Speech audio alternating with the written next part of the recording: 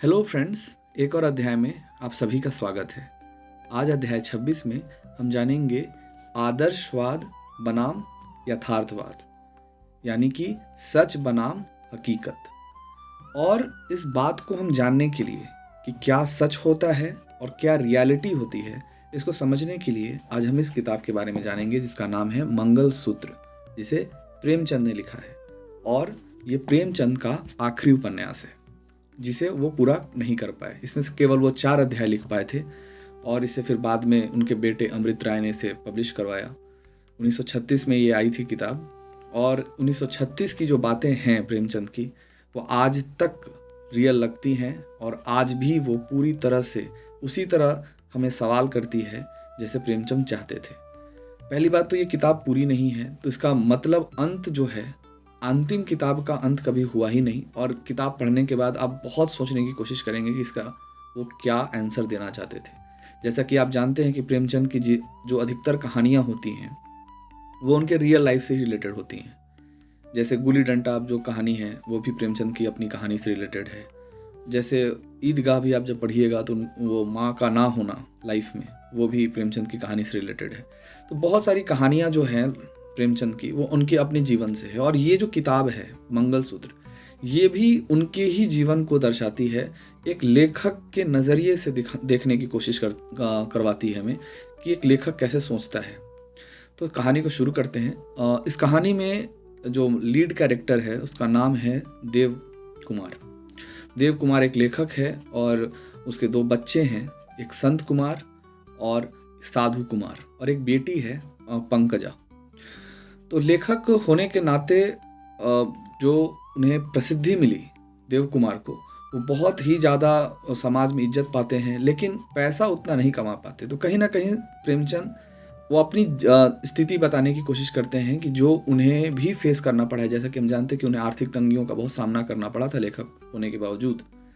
और उनकी जो बीवी है देव कुमार की, वो उन्हें इज्जत तो बहुत देती है कि मेरे पति बहुत आदर्शवादी हैं, सत्य की राह पर चलते हैं, समाज के खिलाफ लड़ने का काम करते हैं, समाज के खिलाफ लिखने का काम करते हैं। पर जब घर में छोटे छोटी चीज़ों के लिए, रोज़मर्रा की चीज़ों के लिए जब पैसे घट जाते हैं तो मन ही मन टीस के रह जाती है और उस पर वो गुस्सा करती है, लेकिन वो कभी अपने पति को जाहिर होने नहीं देती।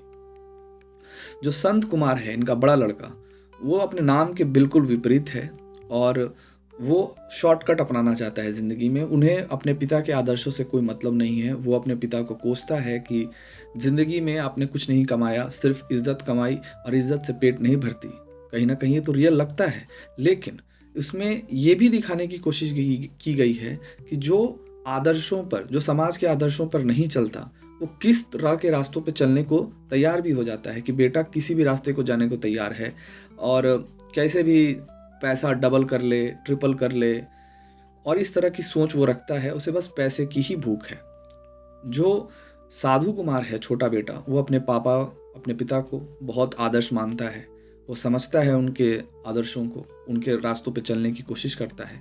और जो एक बहन है पंकजा, जो इन पूरे की पूरी स्थिति को अपने आंखों से चुपचाप देख रही होती है कि घर में किस तरह की स्थिति है।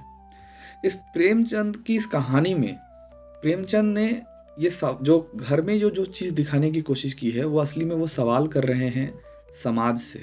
उन्होंने समाज के सवालों को एक घर में दिखाने की कोशिश की है कि प्रेमचंद को भी कहीं ना कहीं डर था कि मेरे जो इतने भी लिखे हुए कहानियाँ, नॉवेल्स, ये सब हैं, क्या ऐसा होगा कि कल को ये समाज पढ़ेगा? क्या ये समाज मुझे वो इज्जत दे पाएगा? तो इस तरह की जद्दोजहद होती है जब आप आदर्शवाद ज़िंदगी जीते हैं, तो उन्हें भी कहीं ना कहीं एक डर सताने लग जाता है। देव कुमार को भी ये बात सताने लगती है कि बढ़ती उम्र के साथ कहीं ना कहीं जो बेटा कह रहा है कहीं वही तो सही नहीं है। और इस तरह की जद्दोजहद में ये कहानी पूरी तो नहीं होती, लेकिन सभी अनुमान लगाते हैं कि प्रेमचंद इसमें क्या करते हैं। देव कुमार क्या अपने बेटे के साथ वो कॉम्प्रोमाइज़ कर लेंगे या नहीं? बिल्कुल पैसे से ही ज़िंदगी है। क्या देव कुमार जीत जाएंगे अपने बेटे से, या फिर देव कुमार कोई और रास्ता निकालेंगे जो प्रेमचंद अपने माध्यम से निकालते, लेकिन वो तो पूरी कर नहीं पाए। लेकिन यहाँ पर असली में जनरेशन गैप को भी दिखाता है ये कहानी। दूसरा ये कि सच की राह कितनी कठिन होती है। लोग तो कहते हैं कि मैं सच की राह पर चलता हूँ, पर क्या आप सच की राह पर चलने के लिए उसे पे कर पाते हैं? उस रास्ते पे जितने भी अंगारे हैं उसे झेलने के लिए आप में ताकत होती है, तो वो देव कुमार में है। वो देव कुमार इतना ज़्यादा अपने आप में सक्षम है, अपने आप में इतने कंप्लीट हैं कि उन्हें लेखन से जितना भी मिलता है उसी में वो सुकून पाते हैं। लेकिन बाहरी दुनिया के लिए, बाहरी दुनिया में आपका बेटा क्या ये चीज़ों को समझ पाता है? बिल्कुल नहीं। तो कहीं ना कहीं ये प्रेमचंद का डर था, कहीं ना कहीं ये प्रेमचंद उन लोगों की कहानी बताना चाहते थे जो साहित्य से जुड़े हैं, जो पढ़े लिखे से वर्गों से जुड़े हुए हैं। क्या उनकी ज़िंदगी आगे चल के लोगों के लिए मजाक बन जाएगी? क्या दूसरी जनरेशन कभी उनके लेखनी को, उनके ज्ञान को क्या नहीं समझ पाएगी? तो इसी चीज़ को पूरी तरह से मंगलसूत्र बताता है कि कितना मुश्किल होता है सच को स्थापित करना। क्योंकि चारों तरफ जब झूठ हो, चारों तरफ फरेब हो, भ्रष्टाचार हो, और उसमें जब एक व्यक्ति ये खड़ा होकर कहता है कि मैं इस रास्ते पे चलूँगा जो कि सच है, जो सही है, चाहे इससे मुझे कुछ मिले चाहे ना मिले, तब कुछ स्थापित होता है समाज में। और उसका जीता जागता एग्जाम्पल प्रेमचंद है आपके सामने। तो आज के लिए इतना ही। धन्यवाद।